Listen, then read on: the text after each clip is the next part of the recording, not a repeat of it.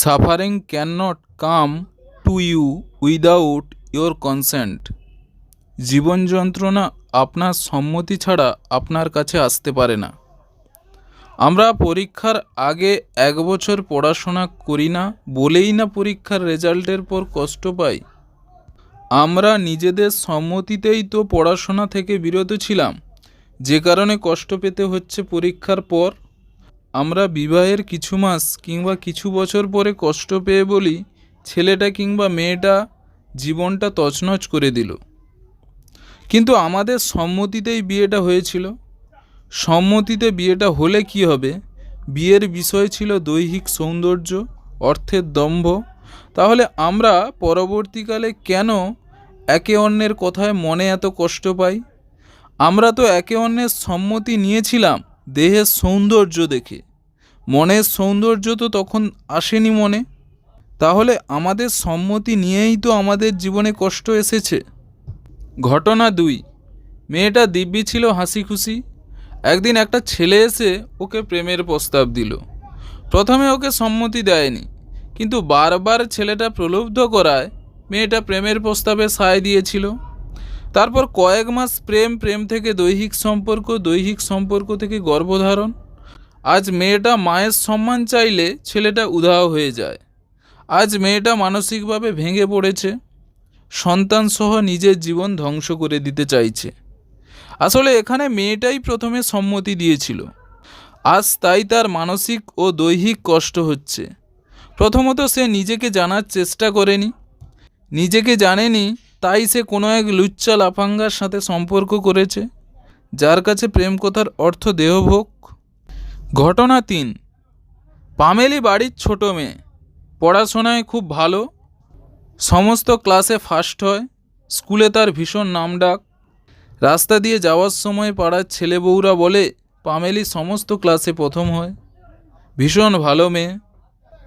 ও না শোনার ভান করে চলে যায়, কিন্তু মনে মনে ও নাচতে থাকে, মনে মনে ভাবতে থাকে ও ধারে কাছে কারোর নাম্বার কখনোই আসবে না। বছরের পর বছর ফার্স্ট হওয়ার ফলে ওর একটা আত্ম অহংকার গড়ে উঠেছে। কিছুদিন পর মাধ্যমিক পরীক্ষা হয়ে গেল। সবাই চোখ বন্ধ করে জানে পামেলি ফার্স্ট হবে, কিন্তু ঘটনা অন্যরকম ঘটে গেল। পামেলি 4র্থ স্থান পেল। ও ভাবতেই পারেনি কিভাবে এটা সম্ভব। ও আজ ভীষণ ভেঙে পড়েছে। অন্যদিন যারা ওর প্রশংসা করত তারাই আজ কানাঘুষো করছে, দেখো কোনো নাগরের চক্করে পড়েছে কিনা, মেয়ে আবার ফার্স্ট হবে, আরও কত কি। ও ভাবতেই পারেনি রেজাল্টের আগের দিন যারা ওর প্রশংসা করছিল তারা কিভাবে আজ ওর নিন্দা করছে। ও সারাদিন দরজা বন্ধ করে বাড়ির মধ্যেই বসে আছে। আসলে পামেলির কষ্টের কারণ নিজেই। পামেলি যদি ফার্স্ট হওয়াকে কিংবা অন্যের প্রশংসাকে গুরুত্ব না দিত, আনন্দে উচ্ছ্বসিত না হতো, তাহলে পাড়ার ছেলে বউদের আজ অধিকার থাকতো না ওকে কষ্ট দেওয়ার।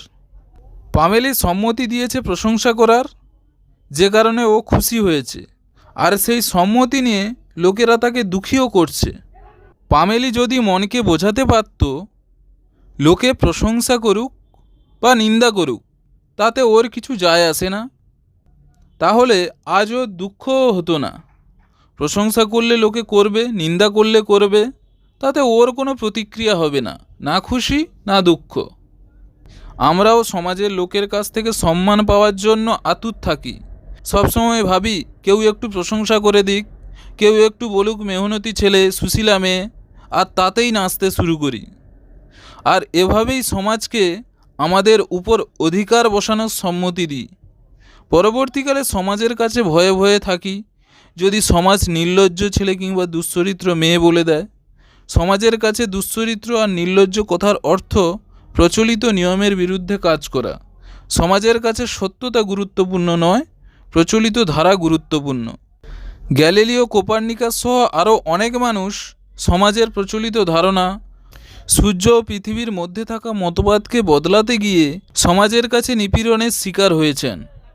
যে কারণে প্রশান্ত স্যার বলেছেন, সমাজ, সংসার কিংবা কোনো ব্যক্তি আপনার সম্মতি ছাড়া আপনাকে কষ্ট দিতে পারে না।